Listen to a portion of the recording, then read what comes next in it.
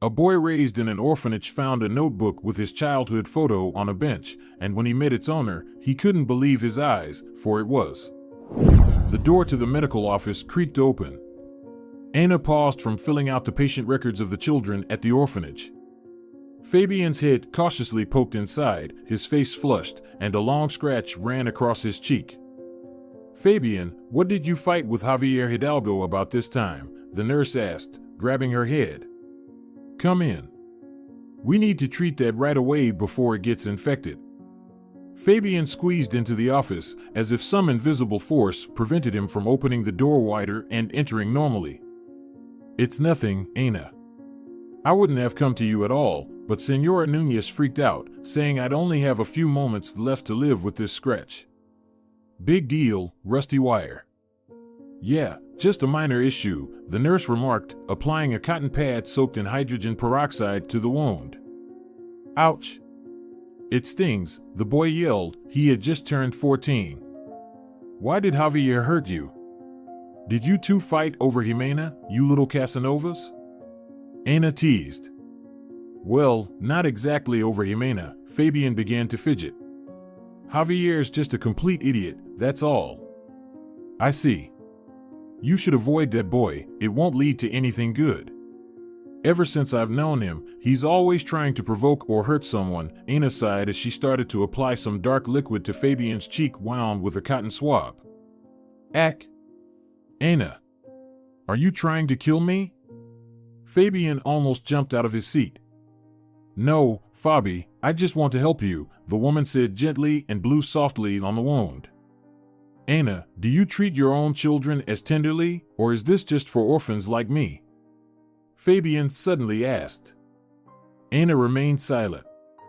"Did I say something wrong?" the boy mumbled, feeling a bit embarrassed. "No, my dear. It's just, I don't have any children." "Really? You're so amazing. You never lecture us, you just help, and you get our jokes too. Not like Senora Nunez. She's always finding fault with everything. She has more responsibility for you all than I do, so she worries about you." "Yeah, right, like she cares about us," Fabian snorted. "She'd rather yell at us any chance she gets." "All right, hero, all done.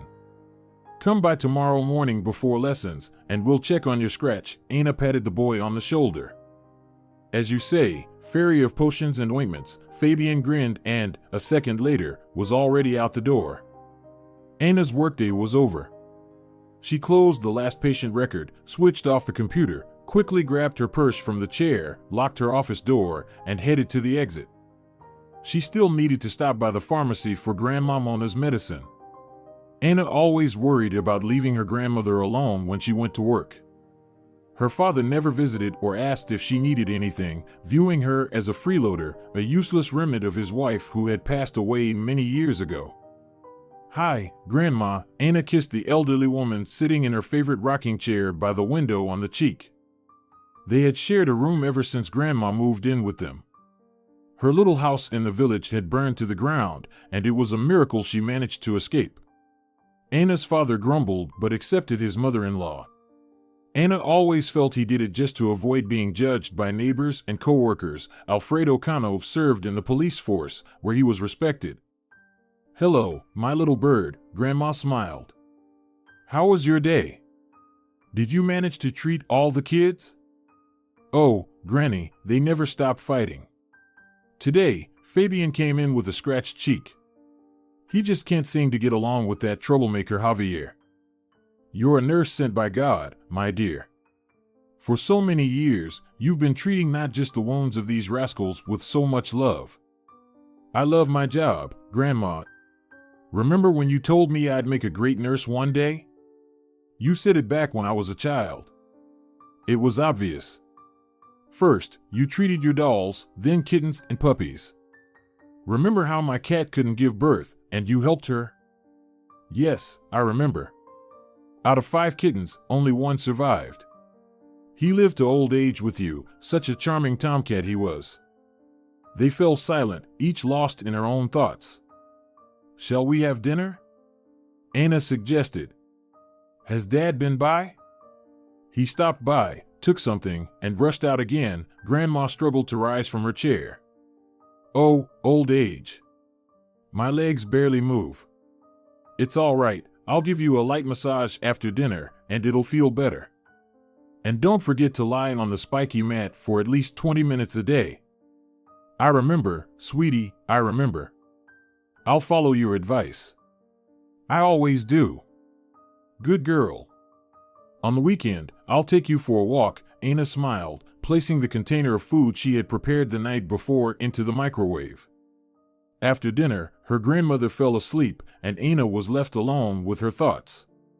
She remembered her mother and how good life was when she was still alive. Her father wasn't always angry back then, sometimes he even laughed. He loved his wife, maybe she was the only one he ever loved. And with that same intensity, he hated Urbano Mendez, the boy her mother saved at the cost of her life. Carolina Cano was a chemistry teacher at the school. A fire broke out in the classroom, and everyone managed to escape except Urbano. Carolina realized he was still inside. Despite everyone trying to stop her, she rushed back into the building, found some ropes, and helped Urbano climb down through a window. Then there was an explosion. Teacher Cano died in the ambulance. Alfredo drank for 2 weeks, unable to cope with the grief. From the day of that horrible explosion, he hated Urbano Mendez simply because his beloved Carolina, his dove, had died because of him, leaving him alone. He didn't consider his daughter or his mother-in-law. It seemed to Anna that her father hated her and Grandma as well. She was always afraid of doing something wrong and facing his wrath. A few years later, her father discovered that Anna was dating Urbano Mendez. There was a terrible fight. Anna thought her father would kill her and bury her right there in the yard. She was 19 at the time. Are there no decent guys at your medical college? Her father yelled. Why would you get involved with the man who killed your mother? Dad, Urbano isn't to blame. Mom saved him because she couldn't do otherwise, Anna tried to explain through her tears. Shut up. I forbid you to see that bastard. Do you understand me? Anna remained silent, tears streaming down her face, burning with pain. If I ever see you with him again, I'll kill you both. And no one will find out or prove a thing. Police officers are frightening people. They know exactly how to cover their tracks and what punishment awaits them. I understand, Anna said quietly, rushing to her room. Grandma spent 2 hours trying to comfort her granddaughter. Anna didn't want to upset her, but this time she couldn't hold back. It hurt so much that her father didn't understand, that he searched for false reasons to keep her and Urbano apart. The next day, Anna met Urbano to tell him they needed to part ways. Anna, I don't understand. Urbano took her hand, but she pulled away. Did I do something wrong? No, I just realized that we're not right for each other, Anna tried to sound firm. And when did you realize this? Last night? Yes, last night, Urbano. Please, don't make this harder for me. We can't be together. This is my final word. Later, Anna learned that her love had left for the capital to continue his studies. He never returned to their hometown. Anna remained alone, unable to forget Urbano, unable to betray her feelings that were strong and tender, even after almost 15 years. Anna was walking through the park. She always walked to and from work through this park. It had been a tough day. One of the kids had tried to commit suicide. Teenagers often try to kill themselves, and usually for completely irrational reasons. They had to call an ambulance, and she had to write a report for the police. On top of that, the shelter was already dealing with a flu outbreak, making the situation tense, and now this had happened. Anna, she suddenly heard and turned around. Her breath caught in her throat. Just a couple of meters away stood Urbano Mendez. He was smiling, his eyes shining with happiness. Could he really be glad to see her? How did he even end up here? Hello, he greeted as he approached. Hi. Anna could hardly believe her eyes. It was Urbano, her Urbano from the past. Have you been in the city long? I arrived this morning. I'm so glad to see you. Shall we sit in a cafe? Well, are you busy? Is your family waiting? No, it's Friday. Grandma's watching her favorite show, and Dad's probably off to a bar with his friends for a beer. Sure, let's go to a cafe. I haven't seen you in ages. You must have a family by now. No, I'm still a confirmed bachelor, Anna. That's surprising.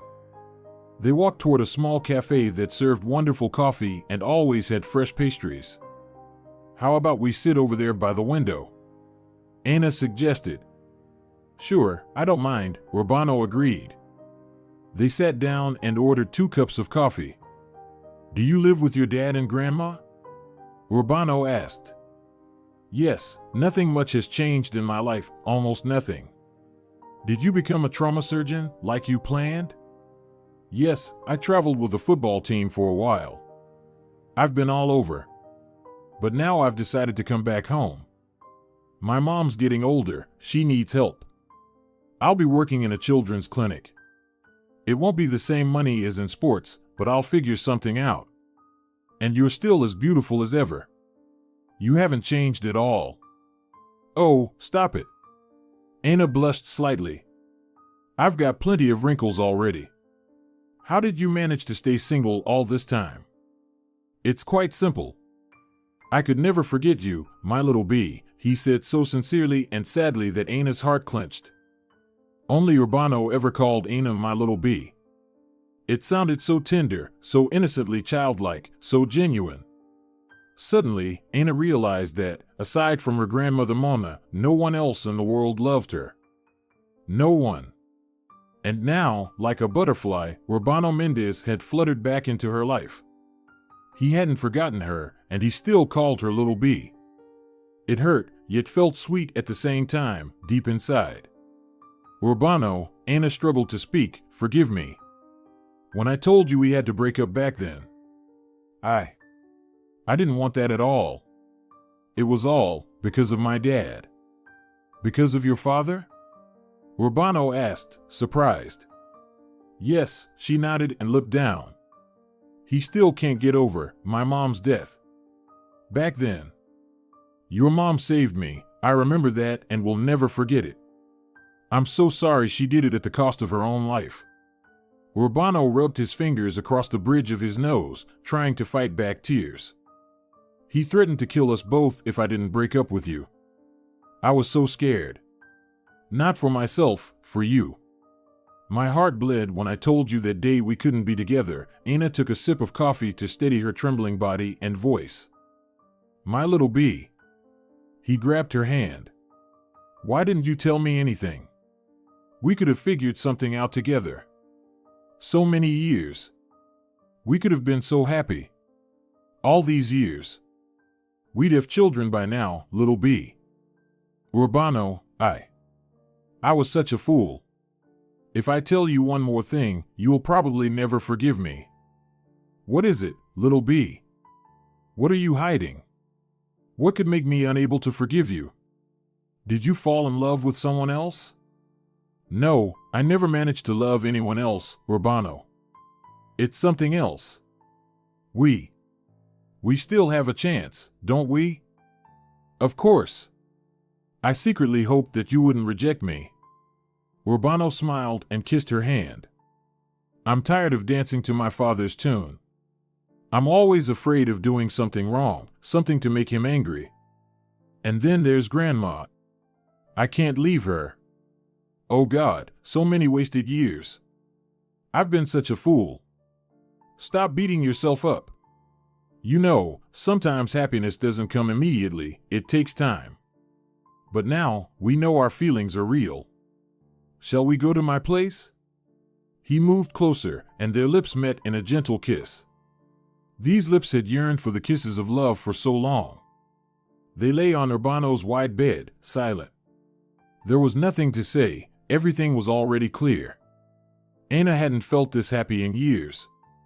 She had forgotten that it was possible to lie like this, silently, next to someone you love. A sense of bliss spread through her body, and all thoughts flew out of her mind. Then suddenly, Anna remembered she needed to go home, or else Grandma would start worrying.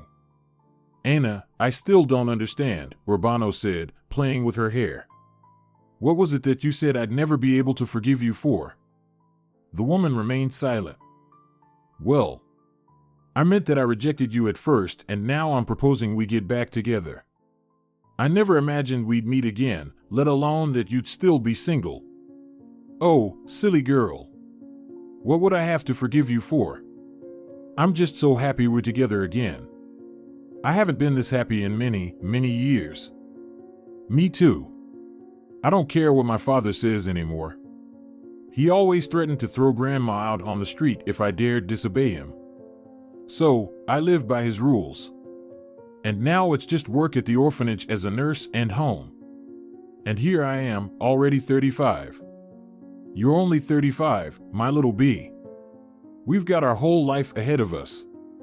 And don't worry about your grandmother, she can live with us. You don't need to exist under your father's thumb anymore. I understand it was hard for him to accept your mom's death, but that's no excuse to oppress you. Thank you, Urbano, Anna whispered. I should go, or Grandma will start to worry. I don't want to let you go, little bee, Urbano murmured. You have to, my little beetle, she pecked him on the nose. Do you remember? You always called me Little Beetle, and I called you Little Bee. How could I forget? It's the best part of my life. I want you to be happy from now on. And I'll do everything to make that happen, he whispered, leaning in to kiss her once more. Anna entered the house and immediately sensed that something was wrong. Her father was yelling at the top of his lungs. But at whom? Could it be at Grandma? The woman rushed into the room she had shared with her grandmother for many years. Where is she? Her father shouted. Why are you covering for her, old woman? Dad, stop. Anna cried. What happened? Alfredo turned to his daughter, his face contorted with rage. Why did you turn off your phone? I didn't turn it off, Anna replied, bewildered. She quickly pulled her smartphone out of her bag. It was dead. That's right. She had forgotten her charger at home and couldn't charge her phone at work. By the end of the day, the battery had died. Why are you yelling at Grandma? Anna ran over to her and gently stroked her shoulder.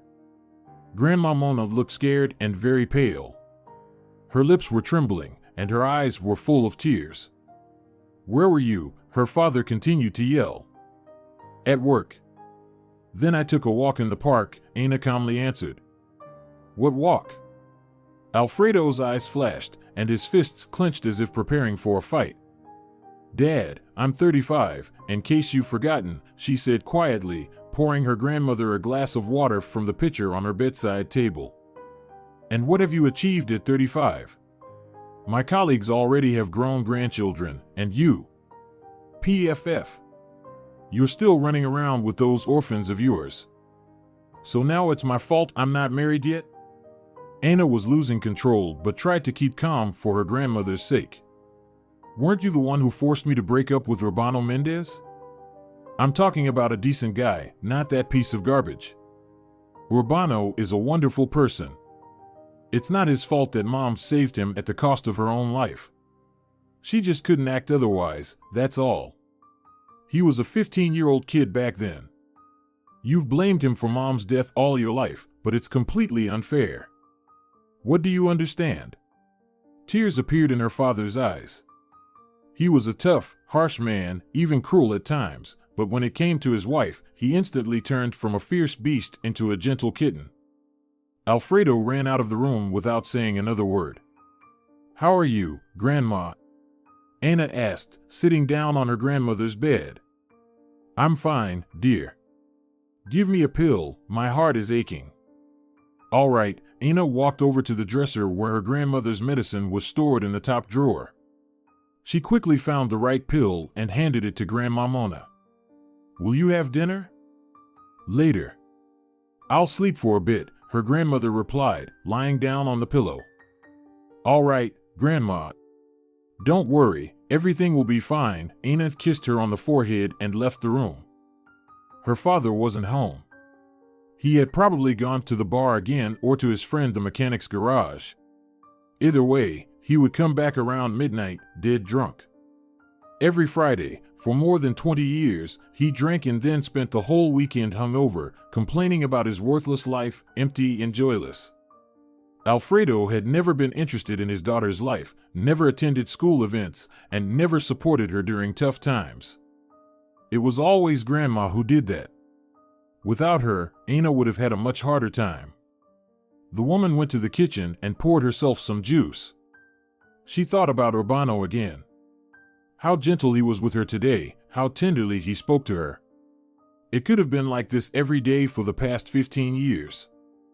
Fabian strolled along the path in the park surrounding the orphanage building. He loved walking there alone or with Jimena. He had befriended the giggly girl as soon as she arrived here. He was about 7, and she was 6 at the time. Many even thought they were siblings.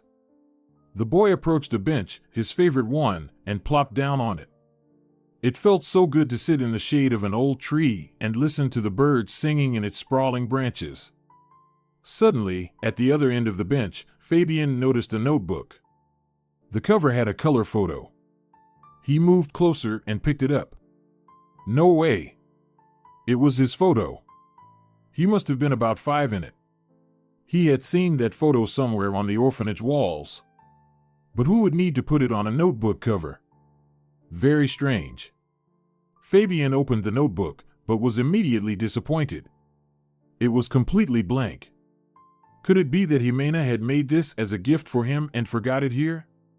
She always forgot things. But how could she have made such a cover? It was obviously professionally done. Fabian didn't think much about it and went to find his friend. Jimena stood on the orphanage porch as if waiting for someone.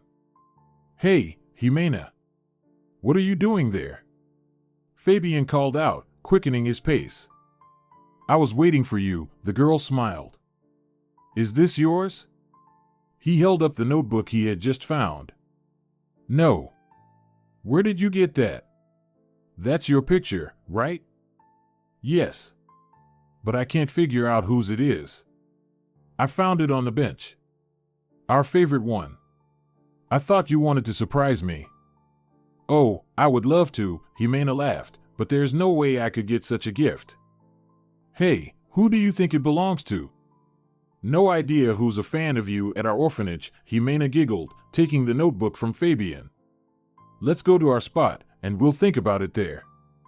They quickly headed deeper into the park and were there within a couple of minutes. "No clues at all," Jimena muttered. "Not a single note or name. Maybe it was put there on purpose for me to find." Fabian mused. "Hey, what if it's not even your photo? Maybe you have a doppelganger or a twin brother." Jimena's eyes widened, and she held her breath, staring at him. "Jimena, have you been reading too many detective stories?" Fabian chuckled. "What brother? Don't forget where I've been since birth?" "Well, you never know. A blank notebook, looks like it was just bought today. So beautiful, good quality, and the photo is perfect. I've seen something like it among the many photos of other kids in our orphanage." "Yeah, I've seen it too. But who would need a notebook with my photo on the cover? And at that age? I must have been about 5. We'll start investigating on Monday. I think it belongs to one of the teachers. The orphanage where the kids were raised had a building where they went to study. A bit further beyond the school building was the baby house. The concept of this institution was based on the continuity of the educational chain. The territory of the orphanage and the adjacent premises were isolated, as if cut off from the rest of the town. And how are we going to investigate? Walk up and ask, "Is this your notebook with my photo on it?" Fabian made a funny face. "Oh, stop it, Fabian." Jimena burst into laughter. "We'll find out somehow. I'll keep it for now, otherwise, you'll lose it." She snatched the notebook from Fabian. "Fine, let's go. Dinner is in 15 minutes. Fabian pulled Jimena by the hand toward the orphanage building. Ana returned to the room with a plate of baked vegetables to feed her grandmother. The old lady was still sleeping. The woman gently brushed her hand across her grandmother's forehead. It felt too cold, even though the room was warm. "Grandma," her granddaughter called softly, "I brought you something to eat."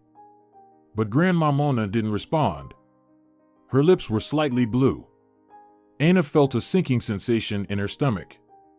She placed 2 fingers on her grandmother's neck to feel for a pulse. There was none. A small mirror, brought to her lips, confirmed that her grandmother was no longer breathing. "No, Grandma, no." Anna sobbed as she dialed the emergency services. "I'm sorry, but your grandmother has passed away," the elderly doctor said. "You'll need to call the police. Can you manage that, or should I do it?" I'll manage." After they took her grandmother for examination, Anna called Urbano. "Anna, my honeybee, it's so good you called. I was just about to suggest something to you." "Urbano, dear, Grandma has died." Anna began to cry again. "I was making dinner, and she lay down to rest, but she never woke up. My father threw a fit because I was late. He's used to me coming straight home from work, and this time. I guess that's why Grandma was so worried, and... Sweetheart, I'm coming to get you. You'll stay with us tonight. And you can move in with us all together if you want. My mom would be thrilled." "Thank you, Urbano," Anna said, sniffling, as she hurried to get dressed. They sat in the kitchen. Donna Anna, Urbano's mother, brewed some herbal tea for Anna. "I'm so sorry I wasn't there when it all happened," Urbano said, stroking her hand. "My poor girl," sighed Donna Anna. "Your whole life went downhill after Carolina's death." "It's all because of him," Anna said sadly, taking a sip of tea. "It was my father who pushed Grandma to the brink. As usual on Fridays, he got drunk and started yelling that I was out somewhere and she was covering for me. He must have come home earlier than usual. And that's how it always was. What I find most puzzling is that my father never really cared about me. He never showed any interest in my life.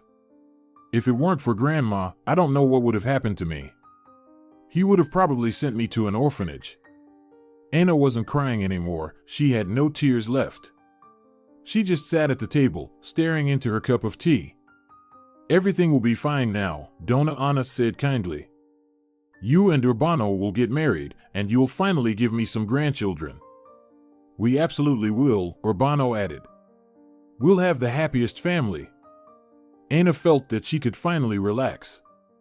She felt a twinge of guilt for feeling this way, especially since her grandmother had just passed, but she couldn't help the sense of relief. She no longer had to obey her father or fear that he would kick Grandma out or say something hurtful to her. This fear had haunted her since childhood, preventing her from living peacefully and happily. But life had unfolded as it did, and there was no turning back now, unfortunately. Anna Cano returned to work only on Tuesday. She tried to act as usual. She hated being pitted. "May I come in?" Jimena peeked into the office. "Yes, Jimena, come in." "Did something happen?" Anna stood up from her chair. "No, it's just... I wanted to ask if you might know who this notebook belongs to." The girl pulled a carefully wrapped notebook out of her bag, which Fabian had found on a bench in the park that Friday evening. "Where did you get this?" Anna almost dropped the folder she was holding. "Fabian found it on a bench in the park. We've asked around almost everyone, but no one knows whose it is. I left it in the park." "Silly me. Were you planning to give it to Fabian? Because there's his picture on the cover." "Yes, exactly. I thought he might like it, so." "That's so sweet of you," Jimena said, placing the notebook on the table. "Well, I'll be off now. See you, dear. Tell Fabian to come by when he has a moment, okay?" "Sure, I'll definitely tell him." The girl slipped out of the office. After lunch, the door opened and Fabian walked in. "Hi," the boy greeted cheerfully. "You called?" "I did," the nurse smiled in response. "How's your cheek?" Oh, I've already forgotten about that scrape. Fabian waved it off and looked at Anna with curiosity. Fabian, listen to me, please, and don't interrupt, okay? All right, Fabian sat down on the couch and looked at Anna. You're probably wondering why I decided to give you a notebook with your picture on it, right? To be honest, yes. We've known each other my whole life. I remember you from when I was a little kid in the orphanage, but it still seemed surprising to me. You see, I wasn't planning to give you this notebook. No? Then why did you order it? For myself. Forgive me, my boy. Anna wiped away a tear that had slipped down her cheek. Forgive you? For what? The photo? Oh, come on. If you want a notebook with my photo, go ahead and have it. Not for that. For abandoning you. I'm your real mother, Fabian. What? He jumped up from the couch. How can that be? You're the kindest person I know. You couldn't have abandoned your child. It's a long story, Fabian. I had to leave you in the orphanage, otherwise, my father would have killed me, and probably my grandmother too, who passed away last Friday. And Anna told him her sad story that had taken place about 15 years ago. About 3 weeks after she broke up with Urbano, Anna realized she was pregnant. There was no way she could let her father find out, but she was determined to have this baby and figure something out. Luckily, at that time, her father was sent on a long business trip, and her grandmother went to a friend who needed care. Out of kindness, she couldn't leave her in trouble and offered to help. Anna didn't tell anyone about her condition and didn't go to the clinic. Her belly was small, so none of her acquaintances suspected anything. It was her final year of college. Conveniently, Anna was doing her internship at a maternity hospital where she safely gave birth to her son. Anna didn't know what to do next. Her father was due to return any day. So, the young mother took her baby and went to an orphanage. She was allowed to speak with the headmistress, Senora Alonso. You see, I have no idea what to do, Anna sobbed. My father will kill me, and he'll throw my grandmother out of the house. But I don't want to give my son away to strangers. I'll come back for him, I promise. I just don't know when. You've been through a lot, child. For now, I can only suggest placing him in the orphanage. But you'll have to sign a waiver. However, we'll make sure your boy isn't adopted. And by the way, I could offer you a job as a nurse since you said you finished medical college. Senora Alonso. Thank you so much. I'm ready to kneel before you. Shoo, calm down, Anna, everything will be fine. You'll be able to be near your baby most of the time. I promise this conversation will stay between us. And so they did it. Anna signed the waiver, and a new nurse appeared in the orphanage, quickly loved by all the children and the staff. Then why? Fabian gasped. Why didn't you take me back? Did you get used to the free life? Did you decide you didn't need a son anymore? No. I dreamed of doing it every single day. But you don't know my father, your grandfather. He went mad after my mother, your grandmother, died. He hated the whole world, including me and Grandma. He's a police officer, and he's not someone to mess with. Yes, I'm weak. I couldn't come up with a solution. But now, everything has changed. What's changed? Fabian shoved his hands into his pockets. I recently met your father. But he still doesn't know about you. Oh, right, he didn't want to see me for 14 years, but now he will? Don't make me laugh. Why did you even tell me all this? It would have been better if I'd lived on in this orphanage, not knowing I had a real mother and father out there. Fabian bolted out of the office and sprinted toward the exit. Anna ran after him, afraid he might do something rash. On the porch, she encountered Jimena. Anna, what happened? The girl asked worriedly. Fabi ran out like he was on fire. Is everything okay? Yes. I mean, no. I just told him that I'm his real mother. And who is it? Anna lowered her head, unable to say a word. "It's me," she whispered, tears streaming down her cheeks. The woman covered her face with her hands and started to sob loudly. "No way. What luck? Come on. He's probably at our favorite bench." From a distance, they saw two figures sitting on the bench. Anna and Jimena slowed their pace and began to listen. "You know, sometimes it helps just to tell someone, even a stranger like me, what's bothering you," Urbano said. Yes, it was him. But what was he doing here?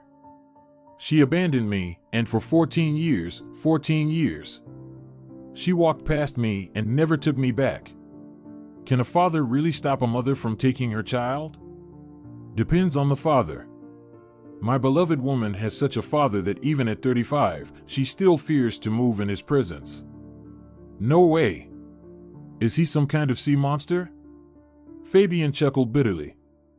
"To the eye, he's just an ordinary man, a policeman, but a dreadful tyrant. Imagine, my Anna had to leave me about 15 years ago because he threatened to kill us both if she didn't. Why does he hate you both so much?" Fabian was already speaking more calmly. "Because, kiddo, I'm to blame for his wife's death. She saved me from a fire but lost her life. Poor Anna was left without her mother and lived all these years with her tyrannical father, afraid to say a single word against him. Anna? My mother, whom I just found out about an hour ago, is also named Anna. It's a beautiful name, and she's beautiful too, and very kind. But I still can't forgive her. I can't forgive her for leaving me and not taking me back. Don't jump to conclusions, boy. Give her a chance to explain." Urbano fell silent as Jimena and Anna emerged from the trees. She was in her white nurse's coat, holding a notebook with Fabian's photo in it. "Honeybee." Urbano jumped up from the bench. "I've been waiting for you here. I just met Fabian." "You know each other?" Fabian asked, surprised. "Urbano, Fabian, forgive me if you can, though I don't expect it," Anna began. "Fabian, he's our son. Our child, whom I kept a secret from everyone. Only Senora Alonso, the headmistress of the orphanage, knows." "Father?" Fabian stood up abruptly. "This is my father?" Anna nodded. "Why didn't you take me out of here? Why didn't you help Anna?" the boy exclaimed angrily. I knew nothing, truly. I couldn't even imagine that Anna was pregnant. Why didn't you tell me, Honeybee?"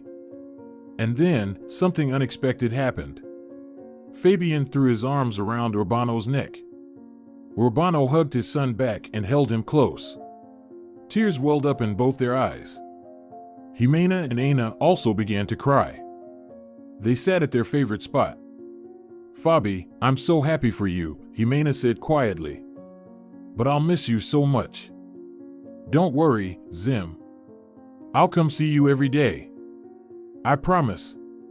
Mom will still be working here." "No, Fabian, that won't happen. You'll start your own life, a new school, new friends. And I'll stay here until I turn 18, the girl sighed. "But don't worry about it. I'm truly happy for you. Jimena, you're my best friend. I love you very much. I don't need anyone else, honestly." He hugged her tightly. "Don't cry, please. We'll figure something out." Finally, the day had come when all the formalities were completed. Fabian could go home with his parents. The director had connections everywhere, so the process was completed much faster than usual. "Mom, Dad, I just need to say goodbye to Jimena," Fabian quickly said and ran off. "Not to say goodbye, but to tell her to pack her things," Urbano said cheerfully. "Pack her things? We're taking her for the weekend, right?" Fabian asked excitedly. "We're taking our daughter home," Anna smiled. "What?" "Yes, son, we adopted Jimena. We just decided not to tell you beforehand to make sure nothing went wrong." But nothing went wrong. His mother hugged him and kissed his temple. "It can't be true. Mom, Dad. I love you so much," the boy yelled, jumping down all the steps of the porch in one leap and disappearing behind the door of the orphanage building. "Stop crying, Jimena," he heard as he reached the door of the room where his friend lived with 3 other girls. Who would trade their parents for a friend? Fabian didn't listen further. He burst into the room, flinging the door open and forgetting to close it behind him. "Jimena, pack up, sister. We're going home." "What?" Jimena looked up at him with tear-filled eyes. "I said pack up. The parents are waiting. You're now the daughter of Ana and Urbano Mendez. Can you believe it? These 2 already managed to sign all the papers, restore parental rights for me, and adopt you. Isn't that awesome?" "Wow," exclaimed the girls sitting on the neighboring bed. "That's some real luck." Alfredo Cano sat in the kitchen, finishing his cooling tea. He was all alone now. His daughter packed her things and left with that bastard, the one responsible for the death of his Carolina, his sweet little bird, for whom he would have done anything. Now there was no one left in his life. His daughter betrayed him and went to her Mendez. He also heard rumors that Ana had hidden her child from everyone, keeping him in the orphanage where she had worked all these years. "I have a grandson," Alfredo said aloud. "My daughter turned out to be a loose woman who secretly gave birth and abandoned her child in an orphanage, pretending to be a good nurse and obedient daughter. Could it be that the child is that bastard Mendez's? They won't get a penny from me. I'd rather leave everything I own to a homeless man." Alfredo pushed the cup with the unfinished cold tea away and rested his head on his hands.